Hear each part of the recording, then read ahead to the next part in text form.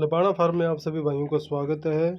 और जो लोग गोट फार्मिंग स्टार्ट करना चाहते हैं उनके लिए ये वीडियो बहुत ही ज़्यादा खास होने वाली है, क्योंकि आज हम जानकारी लेकर आए हैं जो लोग स्टार्टिंग में जो गलतियां करते हैं उनके बारे में आज चर्चा करेंगे।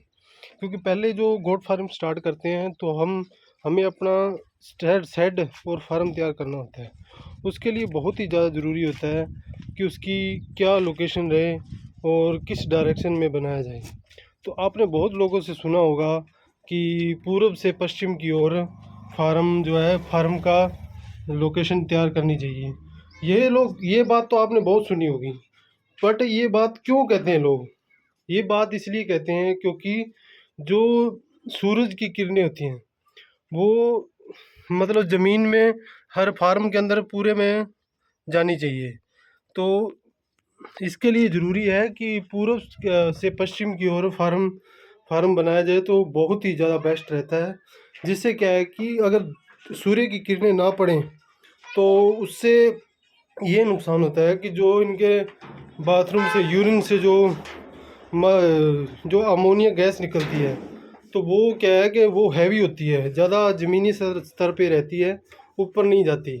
तो इससे नुकसान ये होता है कि बकरियों को अस्थमा और रेस्पिरेशन सांस में दिक्कत आनी स्टार्ट हो जाती है, जिससे बहुत सी बकरियों की मौत भी हो जाती है और बहुत सी बकरियां बीमार भी हो जाती हैं।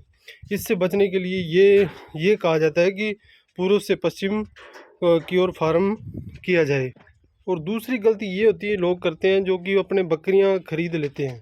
जैसे भी अपने 3 से 4 बकरियां ली किसी भाई से, तो हम क्या है कि पहला काम हमारा ये होना चाहिए कि उनकी डीवॉर्मिंग करना बहुत ही ज़्यादा ज़रूरी होता है। डीवॉर्मिंग से क्या होता है कि पेट के अंदर जो भी कीड़े होते हैं तो वो सारे ख़त्म हो जाते हैं। इनसे बचने के लिए डीवॉर्मिंग हर 3 महीने बाद बकरियों की फार्म में करनी चाहिए। और तीसरा कारण जो होता है उनको उनका आइसोलेट करो। जैसे कोई भी आप जानवर नया लेके आए हैं तो उन्हें उस जानवर का आपको खुद को नॉलेज नहीं है भी ये इसमें क्या बीमारी है या स्वस्थ है कैसे है। तो उसके लिए एक बेस्ट उपाय ये है कि उसको आइसोलेट मतलब 2 से 3 दिन अलग रखा जाए, उस फार्म बकरियों बाकी बकरियों से अलग रखा जाए। जिससे फ़ायदा ये होगा आपका, क्योंकि अगर उसमें कोई डिजीज़ या बीमारी है तो अपने उसमें इलाज कर सकते हैं। अगर वो अपने फार्म में ला के छोड़ दिया तो वो उससे क्या है कि बाकी बकरियां भी ग्रसित हो सकती हैं। तो इससे बचने के लिए ये आइसोलेट करना बहुत ही ज़्यादा ज़रूरी है, क्योंकि नए बकरी पालक हैं उनको इस चीज़ की नॉलेज नहीं होती और ये ये बहुत बड़ा नुकसान भी हो जाता है।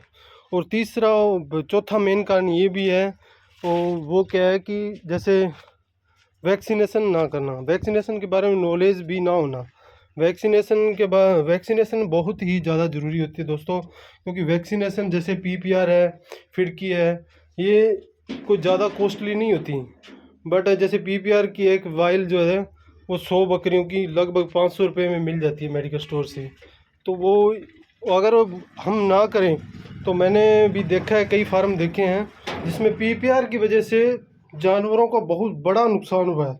दोस्तों मैंने खुद देखा है इन चीज़ों में, क्योंकि पीपीआर की वजह से फार्म खाली हो गए पूरे। क्योंकि अगर अपने समय रहते इन चीज़ों की ना देखभाल करें और ना इनकी नॉलेज होने के कारण, क्योंकि जो नए बकरी पालक हैं उनको बड़ा नुकसान हो जाता है कई बार अगर,